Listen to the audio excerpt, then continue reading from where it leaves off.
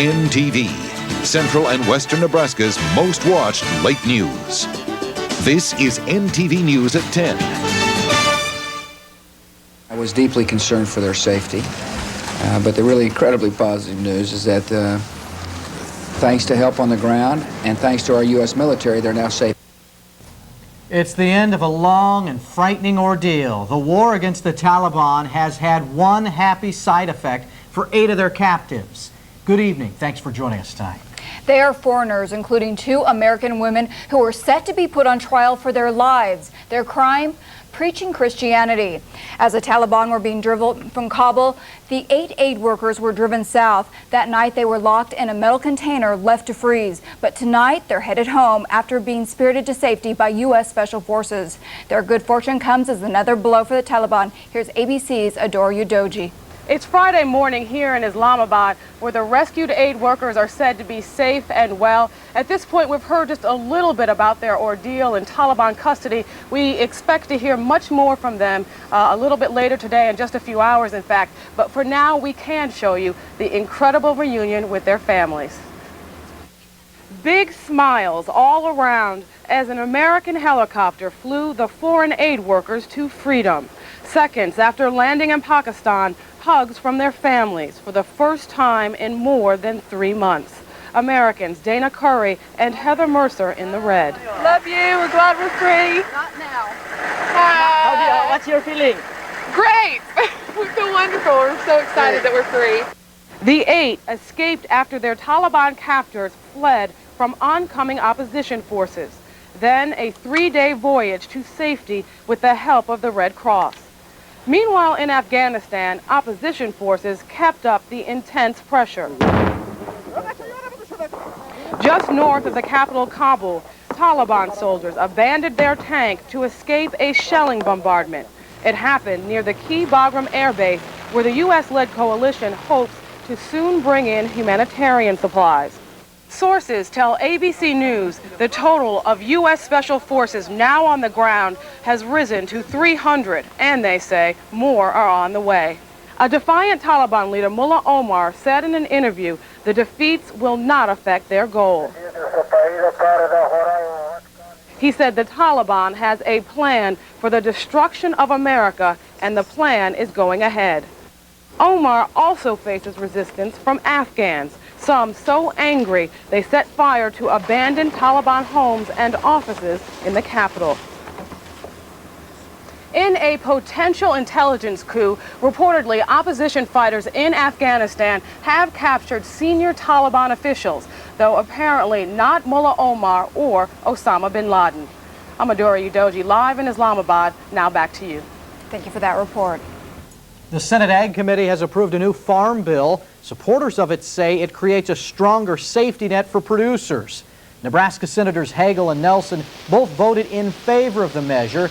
Nelson claims the bill offers support to a wide variety of commodities produced in Nebraska, from feed grains, wheat and soybeans to sugar and dairy. The $75.7 billion bill goes to the president next for his signature. Police officers across the state are on alert tonight for 2 teens wanted in a string of bowling alley robberies. 19-year-old Robert Beard II of Illinois is suspected of robbing a Cozad bowling alley early yesterday morning. Officers believe Beard and an accomplice shattered a glass door and stole more than $5,200 in cash. Officers gave chase, but the teens ditched their stolen car and escaped into a nearby field. Officers believe they later stole a car from Cozad, drove to Paxton, then stole another one. Immediately and let them know we suspect they're heading west. So just a matter of watching and waiting for him to make another mistake, and we'll grab him. The Cozad bowling alley has since replaced that glass door and has stayed open for business. There's a need for blood in the Tri-Cities. The Red Cross says fewer people are donating it this month. Blood is used for all kinds of treatments, and the extra taken in September has either been used or expired. Blood has a shelf life of only 6 weeks, and it's been 8 weeks since the September 11th attacks. The Red Cross says it collects blood daily, but the recent turnout for its drives has been minimal. what we're seeing since November 1st is that the donors are not responding as they did in September, and we haven't made goal at all at any of our facilities. And if you'd like to help, call 1-800-GIVE-LIFE. A third woman is accusing a Grand Island chiropractor of inappropriate sexual behavior. The lawsuit was filed yesterday by the 37-year-old woman. She's seeking monetary damages for pain and suffering. 42-year-old David Hackbart already faces lawsuits filed by 2 former patients last month. He's being charged with 2 counts of misdemeanor third-degree sexual assault. Hackbart denies the allegations. His hearing is set for November 29th. Fall in Nebraska is the time of year when motorists need a little more caution on the roads. Not only is the weather dangerous, but deer are also a hazard. The Nebraska Game and Parks Commission is warning drivers to be aware of their surroundings, especially during dusk and dawn. The commission says the deer population is higher this year, and now that harvest is over, the deer are more active and unaware of danger. A lot of the road collisions are caused, the deer are active, trying to go back and forth across the road. And in Nebraska, a lot of our roads, with the creeks and rivers we have, they parallel the roads or cross roads, so it's more the fact that the deer are going to cross it back and forth, and the roads just go right between their habitats. If you hit a deer, you should contact either the Nebraska Game and Parks Commission or the Sheriff's Department. Law officers killed in the line of duty will soon be honored by the state. The site for the Nebraska Law Enforcement Memorial will be announced tomorrow in Grand Island. Several cities have bid to be home for the monument, but Hall County Sheriff Jerry Watson says Grand Island would be the best location because the Law Enforcement Training Center is already there. We'll find out if the site selection committee agreed tomorrow morning. A controversial topic at UNK this evening, creationism versus evolution in schools. Dr. Eugenie Scott, a director with the National Center for Science Education, spoke on creationism, old and new. Her main point was addressing the issue of teaching evolution in the public school system. Christina Gilman was at the presentation and she joins us live with more. Christina, was there a pretty good turnout?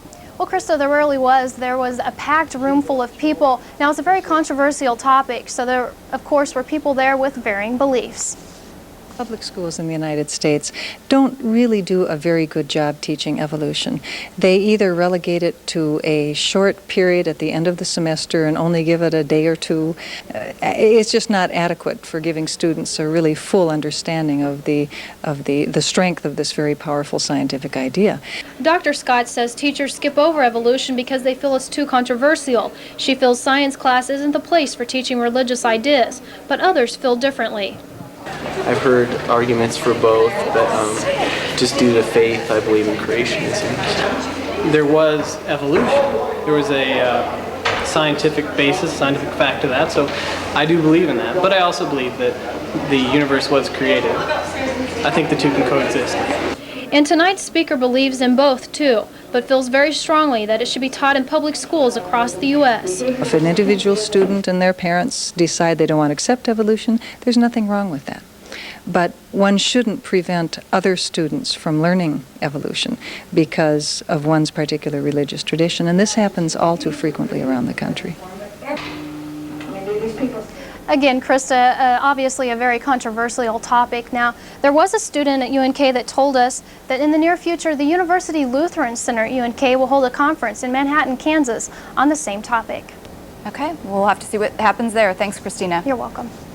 Armed with up to $1 million in state and local grants, a Grand Island man is trying to save the Country General stores. Tony Seitz ran the chain for a dozen years before they were sold in 1997. After the sale, Seitz started his own store, Sundance Feed and Seed. Local leaders say if another chain orchestrates a buyout, stores in smaller towns will probably close, something Seitz says he doesn't want to happen. Happy hour could be changing in one central Nebraska city. A new brewery is opening up in Kearney. The Platte Valley Brewery opened its doors today for the first time. Owner Adam Dakey spent the past 9 months refurbishing the building. His pub offers 3 home-brewed beers and 2 types of soda. A former construction worker, Adam decided to undertake this project because of compliments from family and friends. It's the second brewery in Kearney. It officially opens tonight, and the doors will be open until 1 o'clock. Okay, coming up next on Your News at 10, he decided to quit smoking on a very important day. We'll hear his story. And it's a Christmas celebration of sorts in Hastings, even though it sure doesn't feel like Christmas. In fact, it still feels kind of like summer, September-ish at least. Here's Bob in the Weather Center. Yes, indeed, Seth and Krista, another deliciously balmy day in our part of the country once again today. Hardly a cloud in sight, but there are some clouds down to the south. Rain clouds, in fact. Some of you will be encouraged to know they're creeping northward. More about that still ahead. NTV, where your news comes first. With Krista Hershey and Seth Denny, Bob Geiger weather, and Jeff Russo sports. This is NTV News at 10. Welcome to McDonald's. Would you like to order from our new McValue menu? Wow. Decisions. I'll have a McChicken sandwich. Ah, the McChicken. Juicy, golden, crisp, topped with fresh lettuce and mayo, all in a toasted bun at just 99 cents every day. Brilliant. Side salad and an apple pie. I like the way you think.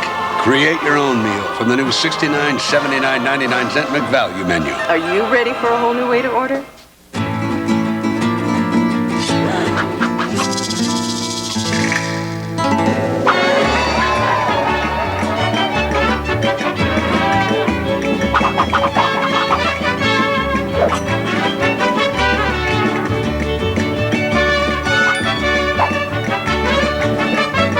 Another rollback saves the day by saving you even more. Walmart, always low prices, always. 430,000 Americans die every year from smoking. And that's more than the population of Omaha, Grand Island, and Kearney combined. During today's Great American Smokeout, health experts helped smokers quit. Here's how one man took the challenge and won. Because somebody told me I couldn't, and I decided I was going to show them that I could. Charlie Gable quit smoking on a bet. What makes Charlie's story so inspirational is that he quit smoking 25 years ago at the very first Great American Smokeout. He says it opened a whole new chapter in his life.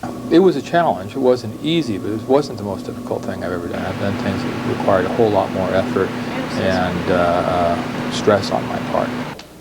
Since then, Charlie has seen the harmful effects of smoking firsthand. He works in a hospital's cardiovascular department. Everybody's not going to be able to quit cold turkey, but there are all matter of medical aids that your physician can give you to help you quit. Organizers of today's Great American Smokeout say snuffing out this addictive habit is a matter of life and death. It's a health factor. 400,000 people die every single year from lung cancer or from health-related risks to smoking, and we would like to save 400,000 people every single year from dying. And still not convinced to quit? Well, these statistics may help you kick that nicotine habit. 2,700 Nebraskans will die this year from tobacco use, and that's almost half the number of people killed in the September 11th terror attacks. And Nebraska taxpayers cough up $40 million every year for Medicaid costs related to smoking. Those are some sobering stats, but great job for Charlie to quit, right? It is indeed. We're proud of him. Great story. Bob's in next with your weathercast. Then, if you're a big fan of geese, head west, young man. Panhandle's full of them. That's the story in a bit.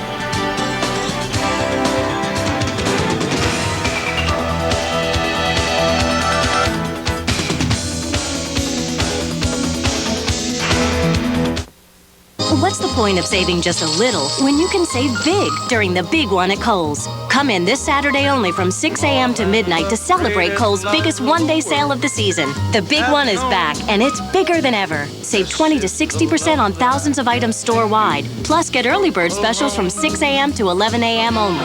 Big brands, big styles, and big savings. It's the big one at Kohl's this Saturday only from 6 a.m. to midnight. Kohl's, that's more like it.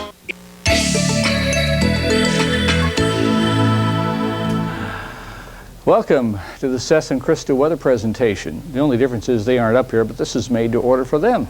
And maybe you too, if you are of such a mind that you love seeing it act like August in November. Boy, it did today. Record highs at Omaha, that's Norfolk I'm pointing at. Omaha, Lincoln, Grand Island. This is a Hastings Airport 74. The Hastings Weather Office had a 75, and that did tie a record today. But that's where we were today, and I hope you've been enjoying it. Lows this morning, 23 at Alliance. Chadron Light's been taking turns with the overnight lows. And once again, very, very balmy over south central and especially southeastern sections. This evening, we're still at 60 at Lincoln, down to 46 at North Platte, down to 39 at Scotts Bluff. The dew points are the point at which the actual air temperature would register 100% relative humidity. Now is down to 24 at Valentine. We're still in the 40s in the south central and southeastern sections are still 50, which is exceptionally high for this time of year. So very nice evening all the way around. Tri-Cities show 54 at Kearney, 60 at Grand Island, 57 at Hastings, a light south to southwest breeze. You can still leave the window open for a while. Humidity, not too bad, but it's a little bit lower than it has been. And of course, it's still very nice regionally. 37 at Rapid City, but then we often see it a lot lower than that this time of year. Clouds down to the south of us. This is a southern plains rainmaker that's been doing its best to move northward. So far, you don't see a whole lot of evidence of it moving northward. However, this is part and being spurred on by an upper-level low-pressure system over about the El Paso area. Notice your coolest air is still way off to the northeast and northwest of us off the coast of British Columbia. Now we go into motion here over the next 48 hours. This kind of opens up a little bit, and actually it's lifting a bit northward. Guess what that's going to do? Lift the clouds and the rain further northward. Yes, we could use some of that. So far, we don't need to worry about the bitter cold way up north coming down on top of us. After all, it's still 50 at Edmonton, and that's very balmy for that far north. There will be changes going into next week. The jet will be lowering, and this takes us to about Thanksgiving Day. If this is an indication of the changes to come, then indeed December will be as different from November as night and day. So we'll just see how that works out. At this point, it looks like a cloudy, maybe dampish Thanksgiving for us, but probably not serious. So anyway, what we're getting back to again, once again in the more immediate future, is this weather system moving northward out of New Mexico and Texas. More clouds come in from the west, but at least we don't have to worry about really inclement weather. Oh yes, this has been a pretty good rainmaker down to the south of us here, if we get that on screen. Yeah, Dallas, Fort Worth over toward Amarillo into eastern New Mexico. Nice and wet there. Anyway, this will continue moving northward, so this gives us a chance for some light rain in eastern Colorado and across northern Kansas and maybe the southern tier of counties in Nebraska. That would be the start of some weather changes back toward a little bit wetter weather. 25 west central, about 50 over the southeast tonight. Light winds, nothing much going on. Tomorrow, 60s. Clouds start to move northward tomorrow night. Tri-Cities, 42 overnight, 67 tomorrow, 45 tomorrow night. And then over the weekend, oh my goodness, some light rain on Sunday and back down to more seasonable levels early next week. Well, hope you and your grill have been enjoying it. Yeah, it still looks great, really. Yeah, it really does. 5 days. Nothing resembling winter yet. Okay. Seth still has water in the pool. That's right. Yes, oh, yeah. company Still pool. sitting Yep, by the sit pool. good in business. Thanks, Bob. If this mild weather holds up, Santa Claus might need to invest in a tank top, some new shorts this year. You never know. Despite the warm weather, though, the jolly old elf still had a good time in Hastings this evening. Hundreds of families came out for a Christmas celebration in downtown Hastings. Many kids lined up for train rides through the area. Plus, kids got to meet Santa and Mrs. Claus, of course, as well as Frosty the Snowman. Several local groups provided entertainment for the crowd, and Santa's helpers have dusted off his sleigh and hitched up a team of horses for jolly old St. Nick. Earlier in the evening, Santa turned on the power, lighting up miles and miles of lights in good old Hastings, Nebraska. Looks like a good time over there. Looks like a lot of fun. Too warm for the reindeer, though. It certainly is. And for Frosty, you got to be careful. Is it too warm for hockey even? No, it's not. We're going to talk about the Tri-City Storm. They're home tonight. That's exciting stuff. We're going to also talk Class D2 high school football championships. But how about those Tri-City Storm? They're home tonight against the West Division bottom dwellers, Tulsa. Could they pull one out? We'll tell you after your scoreboards.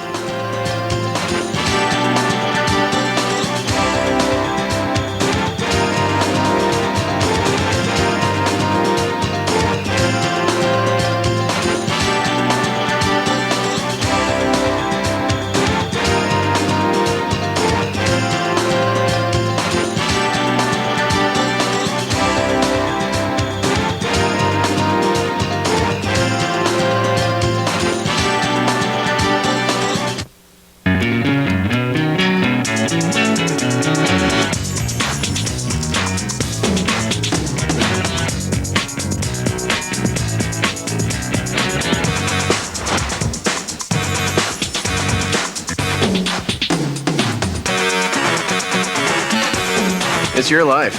Get on with it. Dodge Caravan. Now get 7-year, 100,000-mile powertrain protection and 0% financing on Dodge Caravan. What the? AM radio? CB! For the latest and greatest in electronic gift ideas, get to Shopko. Prepaid cellular track phones $19.99 after rebate. Shrek videos $15.99. DVDs $19.99. Sony PlayStation 2 $299.99. 8 tracks. Shopko. Need gifts. Need gift store. There was and remains a real crisis as far as physician numbers in rural Nebraska. The family medicine program here in Grand Island is a side program for the University of Nebraska Medical Center. Family medicine residents spend the last 2 years in communities. The theory being that physicians tend to stay within 100 miles of where they did their training. St. Francis, as a teaching institution, has been extremely supportive. Almost all the physicians at St. Francis are involved in some way with this program. What this means for the state, I think, is that we will continue to have young people coming from rural communities return to rural communities to practice. St. Francis Medical Center. Well beyond healthcare.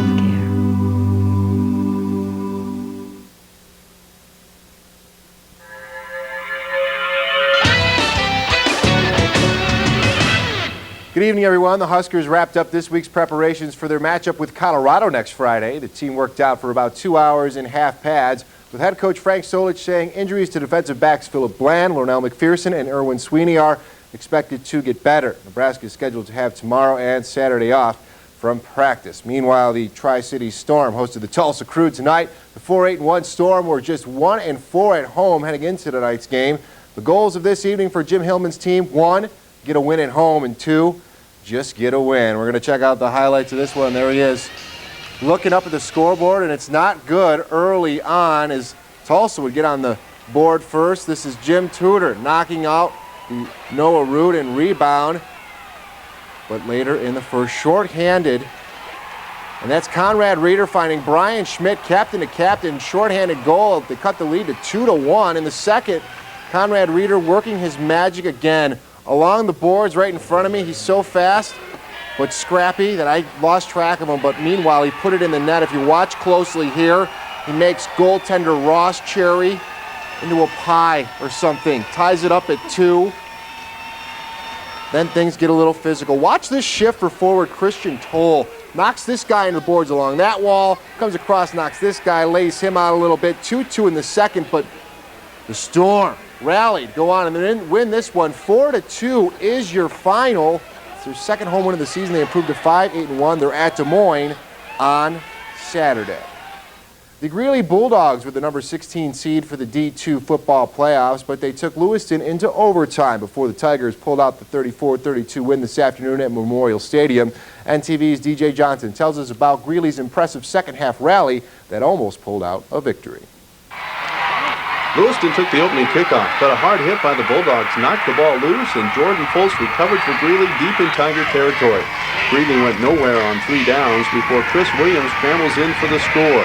Despite getting on the board first, Greeley would see Lewiston build a 20-6 lead by halftime, but the Bulldogs weren't ready to call it quits. Oh, we were telling ourselves it was Sargent all over again. I mean, Sargent, we were down halftime too, and we came out and they scored right away. Number 44. And we just knew we had the talent, the heart to come back, because we've done that all year. Just unfortunately, we came up short. Greeley rallied with a touchdown in the third quarter and 2 more in the fourth. This Williams to Russell Gibson pass ties the score with just under 3 minutes left in the game. The go-ahead extra point kick was blocked, one of a long list of big plays for both teams. But it was a game played by 2 very good football teams, and it came down to one play, basically what it boiled down to. I mean, I'm sure they feel they had opportunities they didn't capitalize, and needless to say, we did too. But that's why we play state champions, to find out who is the best. Greeley matches Lewiston's overtime touchdown, but on the extra point, the pass attempt that would force a second overtime falls incomplete, and Lewiston gets the 34-32 win. Greeley finishes the season with a 10-3 record. From Memorial Stadium, DJ Johnson, NTV Sports. Okay, thank you, DJ. The high school championships continue tomorrow in Class C2. 12-0 Lawrence Nelson and the Raiders will take on 10-2 Hardington Cedar Catholic at Memorial Stadium at 11 a.m. And then at 7:30 in the Class A championship matchup, it's 11-0 North Platte versus 11-1 Millard West. That game's tomorrow evening at 7:30 p.m. We'll have highlights and post-game reaction in those games tomorrow evening.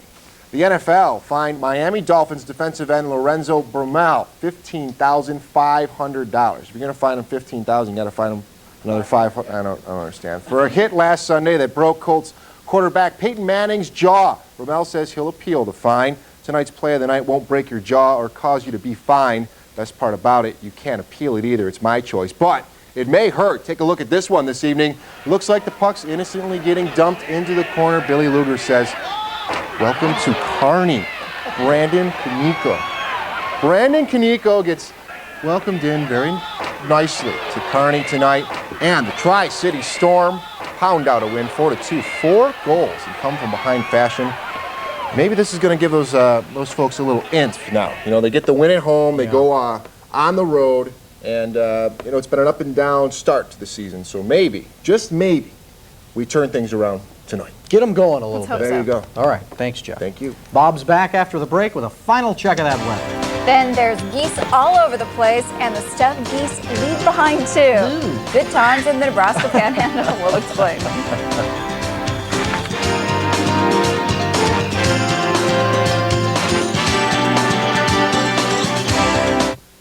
Introducing Arby's Spicy Bacon and Jack. Zesty pepper jack cheese, thick cut pepper bacon, and a spicy 3-pepper sauce.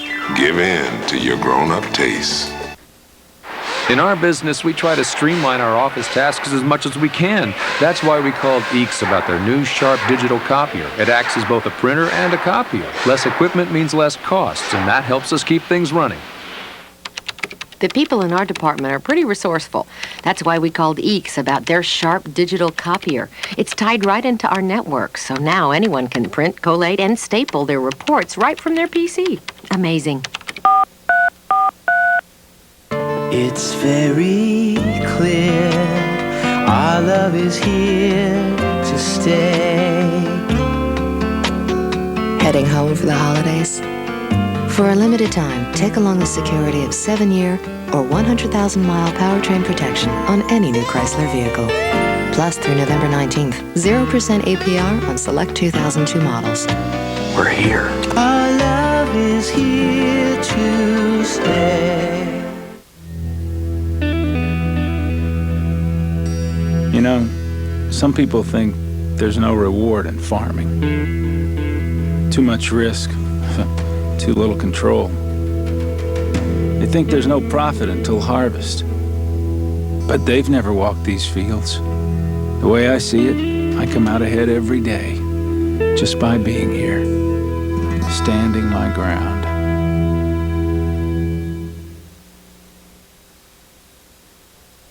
Sunbathing our turkeys at this point. Yes, indeed. It's lovely in the stubble fields these days, folks, as the geese and the cranes can attest. 25 out west to about 50 over the southeast tonight. Another lovely day tomorrow. Then some clouds start to creep up, and hey, we might even get a little bit of rain near the border southward on, see, what day would that be? On Sunday, I think? Yeah, Sunday, maybe even sooner. Yeah, it'll be a couple of days. And then next week it starts turning cooler, just in time for your Thanksgiving. Okay. Thanks, Bob. Geese, geese, and more geese. That's what folks in Alliance, Nebraska have to say these days. It seems about 3,000 Canadian geese stopped in Alliance during the trip south, and they're making themselves at home. They really are. Town officials are draining the local lake to help get rid of those birdies, and residents are becoming ill from the large amounts of droppings on sidewalks, parks, and other places near the lake. That's right. The problem isn't just with geese, though. The local duck population is also growing, and residents are urged not to feed any of those birds. Doesn't sound like a nice Not a pleasant time. place to be. It's not right now. That's your news for now. Thanks for watching. Good night.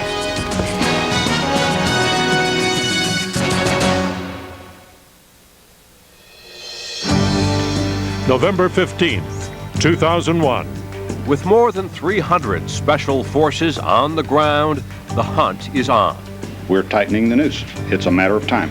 With 8 aid workers now free, there are new details on their final minutes in captivity. We feel wonderful. We're so excited that we're free.